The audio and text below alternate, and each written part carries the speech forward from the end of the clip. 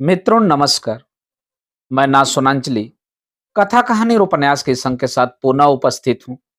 मित्रों इस समय मैं वाचन कर रहा हूँ उपन्यास गोरा का। गोरा, जिसे लिखा है रविंद्रनाथ टैगोर ने। यह एक बंगला उपन्यास है जिसके मैं हिंदी अनुवाद का वाचन कर रहा हूँ। अब तक मैं अपने वाचन के पिछले क्रम में उपन्यास गोरा के भाग 10 तक का वाचन कर चुका हूँ। वाचन की इसी कड़ी में अब लीजिए सुनिए उपन्यास गोरा के भाग 11 का वाचन मेरे अर्थात नाथ सोनांचली के स्वर में। उस दिन हरान की बहुत इच्छा थी कि बहस में गोरा को नीचा दिखाकर सुचरिता के सामने अपनी विजय पताका फहरा दे। सुचरिता भी आरंभ में यही आशा कर रही थी, किंतु संयोग से हुआ इसके ठीक उल्टा ही। धार्मिक विश्वास और सामाजिक सिद्धांतों में सुचरिता की सोच गोरा से नहीं मिलती थी, किंतु अपने देश के प्रति ममता, अपनी जाति के लिए पीड़ा उसके लिए स्वाभाविक थी। वह देश के मामलों की चर्चा प्रायः करती हो, ऐसा नहीं था, किंतु उस दिन जाति की निंदा सुनकर अचानक जब गोरा गरज उठा, तब सुचरिता के मन में उसके अनुकूल ही प्रतिध्वनि गूंज गई। इतनी पीड़ा के साथ, इतने दृढ़ विश्वास के साथ कभी किसी ने उसके सामने देश की बात नहीं कही थी। साधारणतया हमारे देश के लोग अपने देश और जाति की चर्चा में कुछ दिखावा सा करते रहते हैं, मानो वास्तव में वे उन पर विश्वास न रखते हों। इसीलिए कविता करते समय देश के बारे में वे जो चाहे कह दें, देश पर उनकी आस्था नहीं होती। किंतु गोरा अपने देश के सारे दुख, दुर्गति, दुर्बलता के पार एक महान सच्चाई को साक्षात देख सकता था। इसलिए देश के दारिद्र्य को अस्वीकार किए बिना भी उसमें देश के प्रति ऐसी गहरी श्रद्धा थी। देश की आंतरिक शक्ति के प्रति उसमें ऐसा अडिग विश्वास था कि उसके निकट आने पर संशय करने वाले भी उसकी दुविधा विहीन देशभक्ति की ललकार सुनकर हार जाते थे। गोरा की इसी अविचल भक्ति के सामने हरान के अज्ञानपूर्ण तर्क सुचरिता को निरंतर कांटों की तरह चुभ रहे थे। बीच बीच में वह झिझक छोड़कर उबे भाव से हरान की दलीलों का प्रतिवाद किए बिना न रह सकी थी। फिर गोरा और विनय के पीठ के पीछे हरान ने जब ईर्ष्यावश भद्दे ढंग से उनकी बुराई शुरू की, तब इस ओछेपन के विरुद्ध भी सुचरिता को गोरा का ही पक्ष लेना पड़ा। तभी ऐसा नहीं था कि गोरा के विरुद्ध सुचरिता के मन का विरोध एकदम शांत हो गया हो।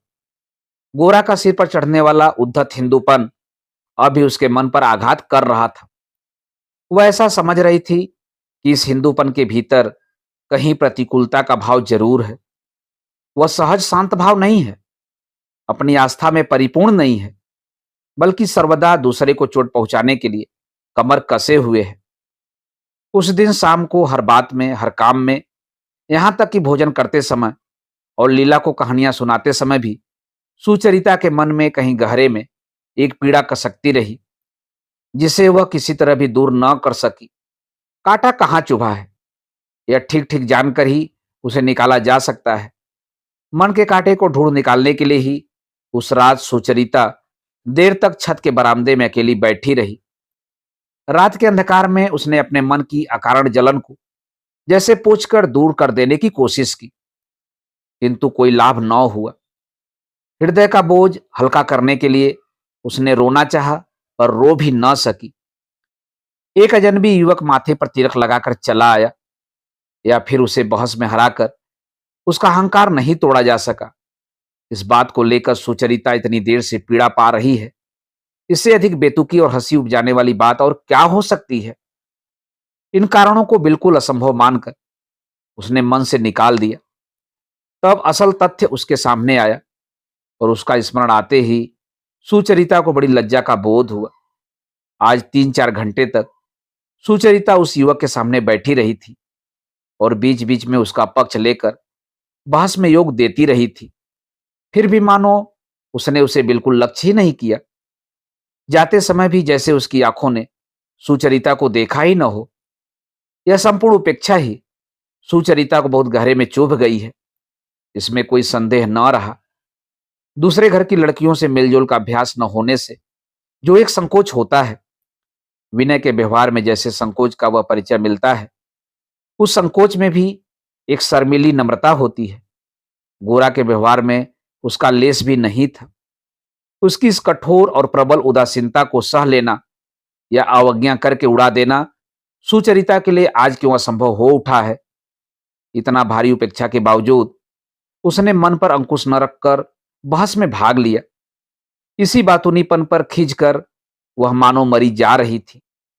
हारान की थोथी दलीलों से जब एक बार सुचरिता बहुत अधिक उत्तेजित हो उठी थी, तब गोरा ने एक बार उसकी ओर देखा था। उस निगाह में संकोच का लेस मात्र भी न था, किंतु उसमें क्या था यह भी समझना कठिन था। उस समय क्या मन ही मन वह कह रहा था, यह लड़की कितनी निर्लज्ज है, अथवा इसकी हिम्मत तो देखो, बिना बुलाए पुरुषों की बातचीत में टांग अड़ाने आ गई है। लेकिन उसने अगर ठीक ऐसा ही सोचा हो तो उससे क्या आता जाता है, उससे कुछ भी आता जाता नहीं। फिर भी सुचरिता को यह सोच सोचकर बड़ी तकलीफ होने लगी। उसने सारे प्रसंग को भूल जाने की, मन से मिटा देने की चेष्टा की, पर सब व्यर्थ। तब उसे गोरा पर गुस्सा आने लगा।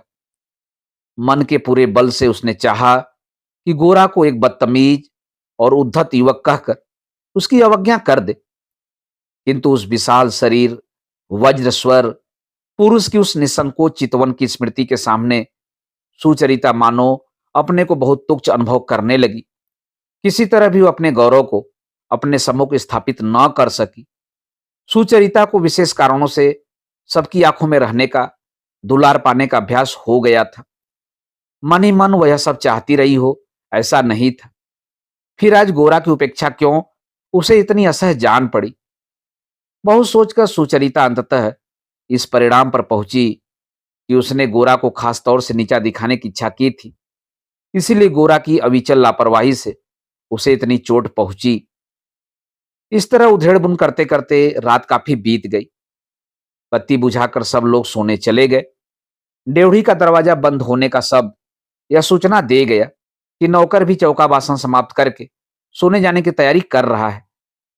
तभी रात के कपड़े पहने हुए ललिता छत पर आई और सुचरिता से कुछ कहे बिना उसके पास से होती हुई छत के एक कोने की मुंडेर के सहारे खड़ी हो गई। मन ही मन सुचरिता हंसी। समझ गई कि ललिता उस पर नाराज है। आज उसकी ललिता के पास सोने की बात तय थी, जिसे वह बिल्कुल भूल गई थी। किंतु भूल गई थी कहने से तो ललिता से अपराध क्षमा नहीं कराया जा सकता। वह कैसे भूल गई, यही तो सबसे बड़ा अपराध है। समय रहते वादे की याद दिला देने वाली लड़की वह नहीं है, बल्कि वह मन मारकर सोने भी चली गई थी। ज्यों ज्यों देर होती गई त्यों त्यों उसका आहत अभिमान और तीखा होता गया था। अंत में जब और सहना बिल्कुल असंभव हो गया, तब वह बिस्तर से उठकर बिना कुछ कहे या जताने चली आई थी कि मैं अभी तक जाग रही हूं।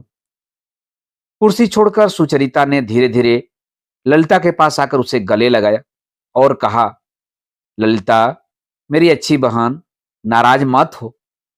ललिता ने सुचरिता की बांह हटाते हुए कहा, नहीं, मैं क्यों नाराज होने लगी, तुम जाओ बैठो। सुचरिता ने उसे फिर हाथ पकड़कर खींचते हुए कहा, चलो भाई सोने चले। ललिता ने कोई जवाब नहीं दिया, चुपचाप खड़ी रही। अंत में सुचरिता उसे खींचती हुई सोने के कमरे में ले गई। रूधे गले से ललिता ने कहा, तुमने इतनी देर क्यों की, पता है 11 बज गए हैं। मैं बराबर घंटे गिनती रही हूं और अब तुम शीघ्र ही सो जाओगी। ललिता को छाती की ओर खींचते हुए सुचरिता ने कहा, आज मुझसे गलती हो गई बहन। यूं अपराध स्वीकार कर लेने पर ललिता का क्रोध दूर हो गया। बिल्कुल शांत होकर बोली, इतनी देर अकेली बैठी किसकी बात सोच रही थी दीदी, पानू बाबू की? तर्जनी से उसे मारते हुए सुचरिता ने कहा, दूर। ललिता को पानू बाबू जरा भी अच्छे नहीं लगते। यहां तक कि और बहनों की तरह उसकी बात को लेकर सुचरिता को चिढ़ाना भी उसे अच्छा नहीं लगता। पानू बाबू की इच्छा सुचरिता से विवाह करने की है, यह बात सोचकर भी उसे गुस्सा आ जाता है। थोड़ी देर चुप रहकर ललिता ने बात उठाई, अच्छा दीदी, विनय बाबू तो अच्छे आदमी हैं, है ना? इस प्रश्न में सुचरिता की राय जानने का ही उद्देश्य था। यह नहीं कहा जा सकता। सुचरिता ने कहा, हाँ, विनय बाबू तो अच्छे आदमी हैं ही, बहुत ही सज्जन हैं। ठीक जिस ध्वनि की उम्मीद ललिता ने की थी, उसकी गूंज उसे इस उत्तर में नहीं जान पड़ी। तब उसने फिर कहा, लेकिन जो भी कहो दीदी, गौर मोहन बाबू मुझे बिल्कुल अच्छे नहीं लगे। कैसा भूरा चिट्ठा रंग है, खुरदरा चेहरा है, दुनिया में और किसी को कुछ समझते ही नहीं। तुम्हें कैसे लगे? सुचरिता बोली, कट्टर हिंदूपन है। ललिता ने कहा, नहीं नहीं, हमारे मझले काका में भी तो कड़ा हिंदूपन है, किंतु वह तो और ढंग का है, लेकिन यह तो न जाने कैसा है। हंसकर सुचरिता ने कहा, हाँ, जरूर न जाने कैसा है। कहते कहते गोरा की वहीं चौड़े माथे वाली तिलकधारी छवि का स्मरण करके उसे फिर गुस्सा आ गया। गुस्सा इसलिए कि उस तिलक के द्वारा ही गोरा ने मानो अपने माथे पर बड़े बड़े अक्षरों में यह लिख रखा है कि मैं तुमसे अलग हूं। इस अलगाव के प्रचंड अभिमान को धूल दूसरित करके ही सुचरिता के जी की जलन मिट सकेगी। धीरे धीरे बातचीत बंद हो गई और दोनों सो गई। रात के 2 बजे सुचरिता ने जाकर देखा, बाहर झमाझम बारिश हो रही है और बार बार बिजली की चमक उनकी मसहरी को भेद कर भीतर कौध जाती है। कमरे के कोने में जो दिया रखा था वह बुझ गया है। रात की निस्तब्धता और अंधकार में अविराम वर्षा के शब्द के साथ सुचरिता के मन में फिर वही वेदना जाग उठी। करवट अदल बदल कर उसने सोने की बड़ी कोशिश की। पास ही गहरी निद्रा में डूबी हुई ललिता को देखकर उसे ईर्ष्या भी हुई, किंतु किसी तरह नींद नहीं आई। तब वह उठ कर बिस्तर छोड़कर बाहर निकल आई। खुले दरवाजे के पास खड़ी खड़ी बौछारें आने लगी।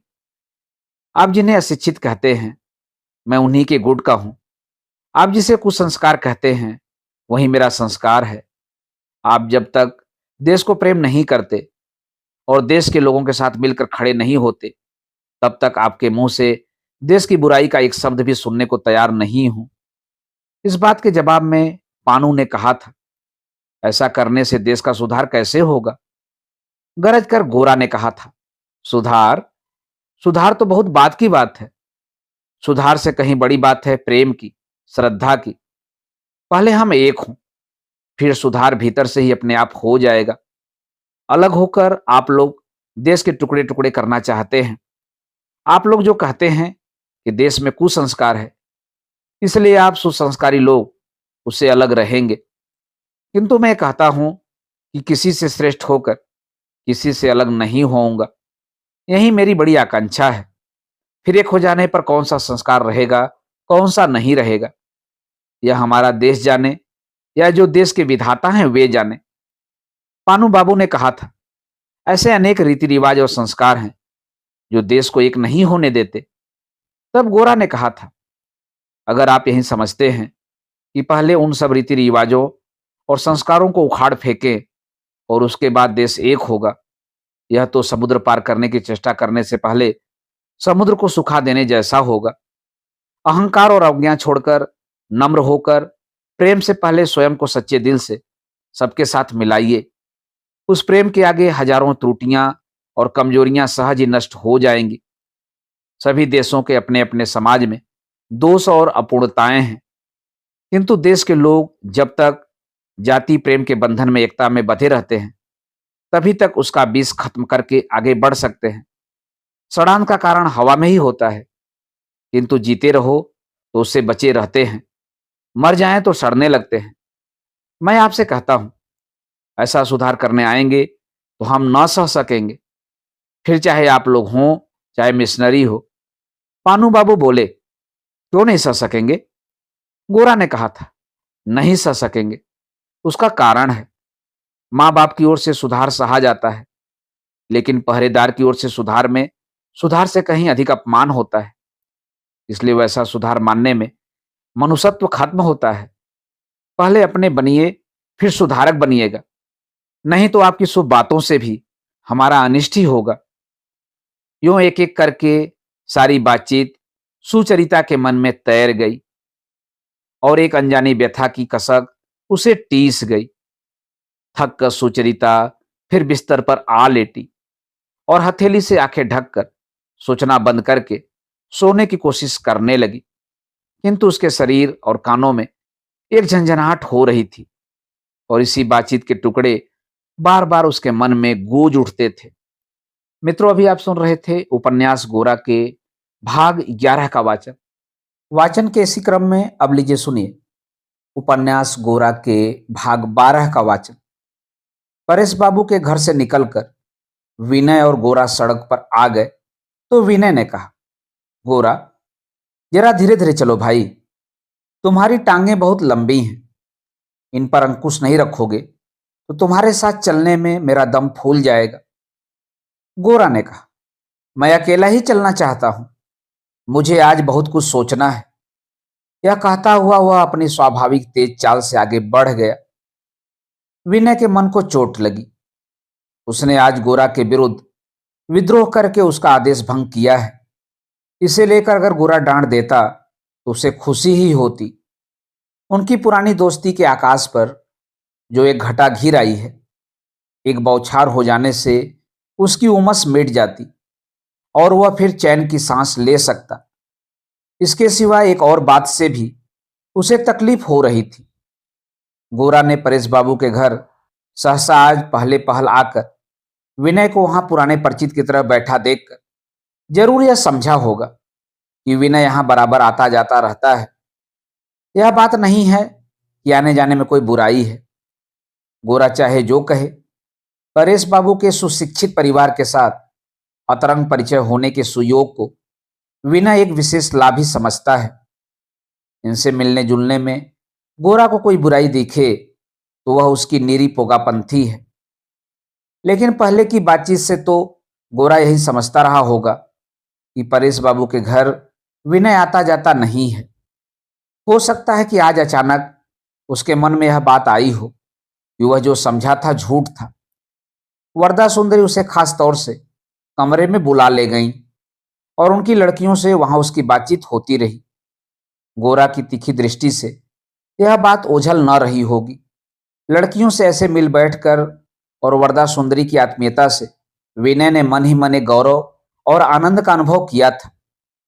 किंतु इसके साथ ही गोरा के और उसके साथ इस परिवार के बर्ताव का भेदभाव भीतर ही भीतर उसे अखर भी रहा था।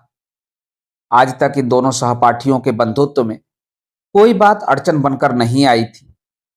सिर्फ एक बार गोरा के ब्रह्म समाज के उत्साह को लेकर दोनों की दोस्ती पर कुछ दिन के लिए एक धुंधली छाया सी पड़ गई थी। किंतु जैसा कि पहले ही कहा जा चुका है, विनय के निकट मत नाम की चीज कोई बहुत महत्व की नहीं थी। मत को लेकर वह चाहे जितना लड़ झगड़ ले, अंततः उसके लिए मनुष्य ही अधिक बड़ा सत्य था। उन दोनों की दोस्ती में इस बार मनुष्य ही आड़े आते दिख रहे हैं, इससे वह डर गया। परेश बाबू के परिवार के साथ संबंध जुड़ने को विनय मूल्यवान समझता है, क्योंकि अपने जीवन में ऐसे आनंद का अवसर उसे और कभी नहीं मिला। किंतु गोरा का बंधुत्व भी विनय के जीवन का अभिन्न अंग है। उसके बिना जीवन की वह कल्पना ही नहीं कर सकता। विनय ने अभी तक किसी दूसरे व्यक्ति को अपने हृदय के उतना निकट नहीं आने दिया था जितना गोरा को। आज तक वह किताबें पढ़ता रहा है और गोरा के साथ बहसबाजी करता रहा है, झगड़ता भी रहा है और गोरा को ही प्यार भी करता रहा है।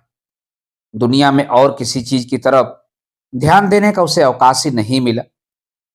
गोरा को भी भक्त संप्रदाय की कमी न थी, किंतु बंधु विनय को छोड़कर उसके लिए कोई दूसरा नहीं था। गोरा की प्रकृति में एक निसंगता का भाव है। इधर वह जनसाधारण से मिलने से नहीं हिचकिचाता, उधर तरह तरह के लोगों से घनिष्ठता करना भी उसके लिए सर्वथा असंभव है। अधिकतर लोग उसके साथ एक दूरी का अनुभव किए बिना नहीं रहते। आज विनय की समझ में आ गया कि परेश बाबू के परिवार की ओर उसके हृदय में गहरा अनुभाग उत्पन्न हो गया है। हालांकि परिचय अधिक दिन का नहीं है।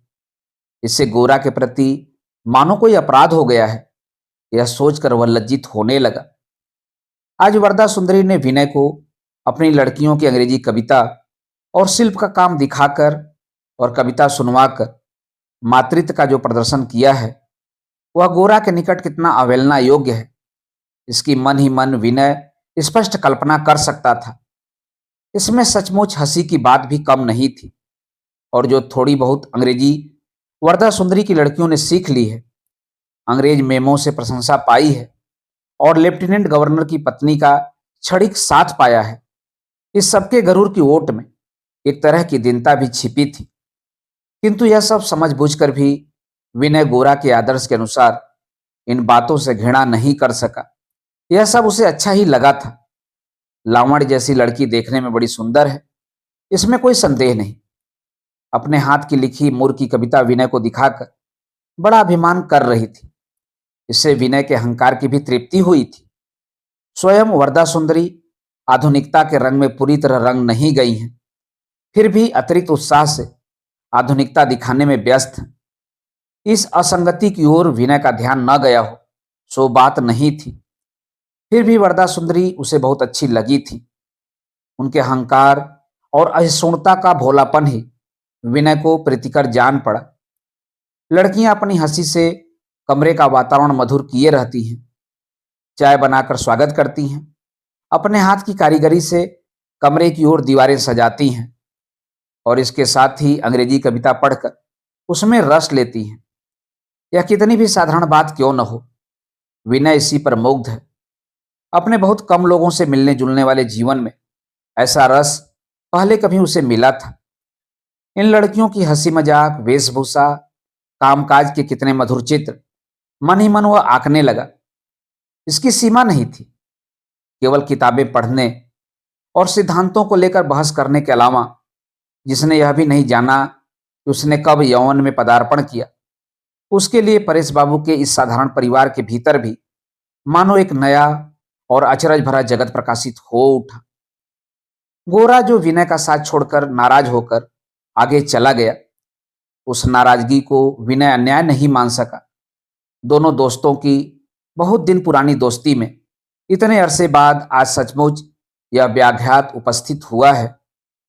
बरसात की रात के स्तब्ध अंधकार को भंग करते हुए बादल बीच बीच में गरज उठते थे। विनय अपने मन पर एक बहुत भारी बोझ का अनुभव कर रहा था। उसे लग रहा था उसका जीवन चिरकाल से जिस राह पर बढ़ा जा रहा था, आज उसे छोड़कर दूसरी नई राह पकड़ रहा है। इस अंधकार में गोरा न जाने किधर चला गया और वह न जाने किधर जा रहा था। विछड़ने के समय प्रेम और प्रबल हो उठता है।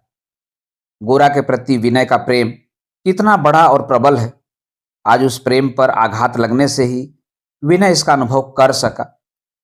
घर पहुंचकर रात के अंधकार और कमरे के सुनेपन के कारण विनय को बहुत ही अटपटा लगने लगा। एक बार वह गोरा के घर जाने के लिए बाहर भी निकल आया, किंतु गोरा के साथ आज की रात उसका हार्दिक मिलन हो सकेगा ऐसी उम्मीद वह नहीं कर सका और फिर कमरे से लौटकर थका हुआ सा बिस्तर पर लेट गया। दूसरे दिन सुबह उठने पर उसका मन कुछ हल्का था। रात को कल्पना में अपनी वेदना को उसने बहुत अनावश्यक तुल दे दिया था।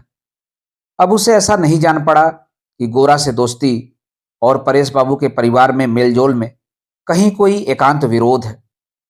ऐसी कौन सी बड़ी बात थी, यह सोचकर विनय की कल रात की अपनी बेचैनी पर हंसी आने लगी। कंधे पर चादर डालकर लपकता हुआ विनय गोरा के घर जा पहुंचा। उस समय गोरा निचले कमरे में बैठा अखबार पढ़ रहा था। अभी विनय सड़क पर ही था कि गोरा ने उसे देख लिया, लेकिन आज विनय के आने पर भी उसकी नजर अखबार से नहीं हटी। विनय ने आते ही बिना कुछ कहे गोरा के हाथ से अखबार छीन लिया। गोरा ने कहा, मुझे लगता है आप गलती कर रहे हैं। मैं गौर मोहन हूं, कुसंस्कार में आखंड डूबा हुआ हिंदू। विनय बोला, भूल शायद तुम ही कर रहे हो। मैं हूं श्रीयुत विनय, उन्हीं गौर मोहन जी का कुसंस्कारी बंधु। गोरा, किंतु गौर मोहन ऐसा बेशर्म है कि अपने कुसंस्कारों के लिए कभी किसी के आगे लज्जित नहीं होता। विनय, विनय भी ठीक वैसा ही है। इतना ही फर्क है कि वह अपने कुसंस्कारों के कारण चिढ़कर दूसरों पर आक्रमण करने नहीं जाता। देखते ही देखते दोनों दोस्तों में गर्मा गर्म बहस छिड़ गई। मोहल्ले भर के लोगों को पता लग गया कि गोरा से विनय का साक्षात हो गया है। गोरा ने पूछा, परेश बाबू के घर तुम जो आते जाते हो, यह बात उस दिन मुझसे छिपाने की क्या जरूरत थी? विनय, न कोई जरूरत थी, न मैंने छिपाई, न ही मैं आता जाता था। इसीलिए वैसा कहा। तब से कल पहली बार उनके घर गया था। गोरा, मुझे भय है कि तुम अभिमन्यु की तरह प्रवेश करने का रास्ता ही जानते हो, निकलने का रास्ता नहीं जानते। विनय, हो सकता है, शायद जन्म से ही मेरा वैसा स्वभाव है। जिन पर श्रद्धा करता हूं या जिन्हें चाहता हूं, उनका त्याग नहीं कर सकता। मेरे इस स्वभाव का तुम्हें भी पता है। गोरा, तो फिर अब से उनके यहां आना जाना जारी रहेगा? विनय, अकेले मेरा ही आना जाना जारी रहेगा ऐसी तो कोई बात नहीं है। तुम्हारे भी तो हाथ पैर हैं, तुम कोई अचल मूर्ति तो हो नहीं। गोरा, मैं तो जाता हूं और लौट आता हूं, किंतु तुम्हारे विचारों से तो यही जान पड़ता है कि तुम यदि गए तो समझो चले ही जाओगे। गरम चाय कैसी लगी? विनय, कुछ कड़वी तो लगी थी। गोरा, तो फिर? विनय, न पीना तो और भी कड़वा लगता। गोरा, यानी समाज को मानना केवल शिष्टाचार को मानना है? विनय, हमेशा नहीं। लेकिन देखो गोरा, समाज के साथ जब हृदय की ठन जाए तब मेरे लिए। अधीर होकर गोरा उठ खड़ा हुआ। विनय को अपनी बात उसने पूरी नहीं करने दी। गरज कर बोला, हृदय? समाज को तुम इतना छोटा, इतना हे मानते हो, तभी बात बात में तुम्हारे हृदय से उसका टकराव है। किंतु समाज पर आघात करने से उसकी चोट कितनी दूर तक पहुंचती है, अगर तुम यह समझ सकते तो अपने इस हृदय की चर्चा करते तुम्हें लज्जा आती। परेश बाबू की लड़कियों के मन को थोड़ी सी ठेस पहुंचाते भी तुम्हें बहुत तकलीफ होती है। किंतु तुम्हें तकलीफ होती है इस जरा सी बात को लेकर, क्या तुम सारे देश को पीड़ा पहुंचाने को तैयार हो? विनय बोला, तो फिर सच्ची बात कहूं भाई, अगर कहीं एक प्याला चाय पीने से देश को पीड़ा पहुंचती है तो उस पीड़ा से देश का भला ही होगा। उसे बचाने की कोशिश करना देश को अत्यंत दुर्बल बना देना होगा, बाबू बना देना होगा। गोरा, महाशय जी, ये सब दलीलें रहने दो। यह समझिए कि मैं एकदम भोला हूं, लेकिन ये सब अभी की बातें नहीं हैं। बीमार बच्चा जब दवा नहीं खाना चाहता, तब मां बीमार न होने पर भी स्वयं दवा खाकर उसे यह दिखाना चाहती है कि तुम्हारी और मेरी हालत एक जैसी है। यह दलील की बात नहीं है, प्यार की बात है। यह प्यार न हो तो दलीलें चाहे जितनी हो, बेटे से मां का संबंध नहीं रहता और उस स्थिति में सब काम बिगड़ जाता है। मैं भी उस एक प्याला चाय को लेकर बहस नहीं कर रहा हूं, लेकिन देश से कट जाना मैं सह नहीं सकता। चाय न पीना उससे कहीं कम कठिन है, और परेश बाबू की लड़कियों के मन को ठेस पहुंचाने की बात तो उससे भी छोटी है। सारे देश के साथ एकात्म भाव से मिल जाना ही हमारी आज की अवस्था में सबसे बड़ा और मुख्य काम है।